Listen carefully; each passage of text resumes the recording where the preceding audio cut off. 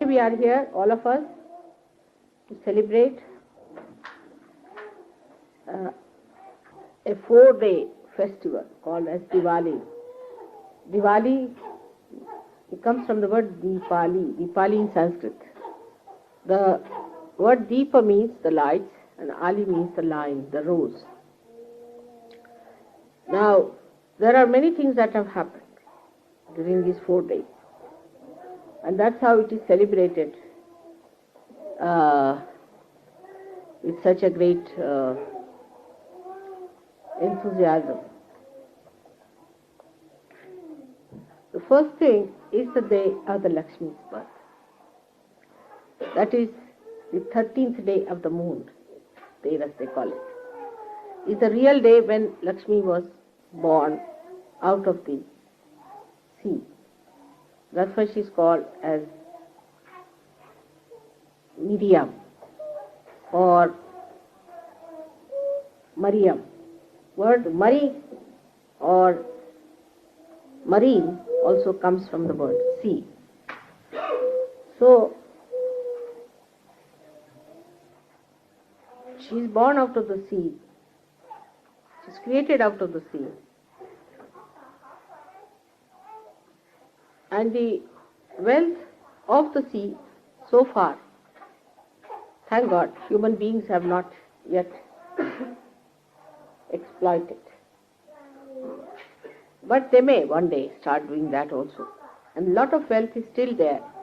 So when people start getting worried about exhausting the Mother Earth, you must know that sea is much more than the earth is. So nothing is exhausted. Since there is such a lot reserved for you, and one should not worry. Thank you.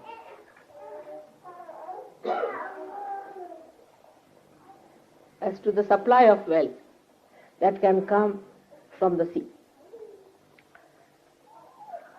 Now this Lakshmi is the goddess who stands on the lotus. She represents all the well-being, the wealth,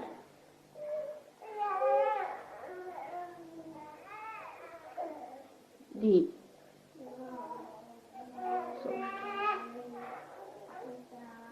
glory of wealth, the decoration of wealth, whichever is auspicious. Whatever is not auspicious is not wealth, according to Sahaja Yoga or according to any scripture. It is not wealth at all. So she is a lady who stands on a lotus, showing that a person who has got wealth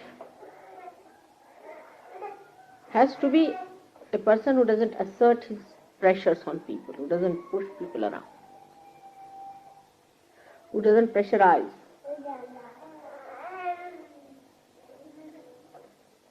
And then she's a lady, she's a mother. So, wealth is the first opening to our sea. But when you start seeking the wealth, you realize that the superficial wealth that you are seeking is not sufficient, is not going to give you complete joy. So you start seeking the deeper wealth. As I said that on the Mother Earth you have exploited all that is possible, still there deep down in the sea, a lot of wealth is still there. So then the seeking moves towards the deeper seeking. So the same Lakshmi becomes Mahalakshmi. When you start expanding yourself to higher and deeper valuable things, then this Lakshmi doesn't lure you much. She is just there for your glory, but not for your satisfaction. The wealth is there for distribution. You enjoy there's no word for daan, I think. Oh, generosity. But generosity is different. But what I'm saying, generous fondness. It's a fondness, you see. that you should be generous. Sometimes is a very great happiness and joy that you feel. That is the greatest, when you are generous, when you give away. That's a fondness. That's a kind of a human expression of one's own being, that you want to be generous. And this generosity only can come when Mahalakshmi principle is born in you. But at Lakshmi principle also, she stands like this. Her hand is like this one. That's giving. And the another is like this. So miserliness is not a sign of wealth. I mean, if you are miserly, that means you are not wealthy. If you are really wealthy, why will you be miserly? A simple quick question is there. That means if you are really wealthy, you will just give away.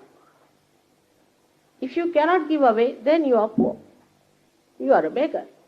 You are still hankering after that. That means you are still a beggar. You are hankering for it. So this left hand she is giving all the time. And with the right hand she protects people. She gives protection to people. The wealth must give protection to people in the way it must look after the well-being of others, not your own self-indulgence.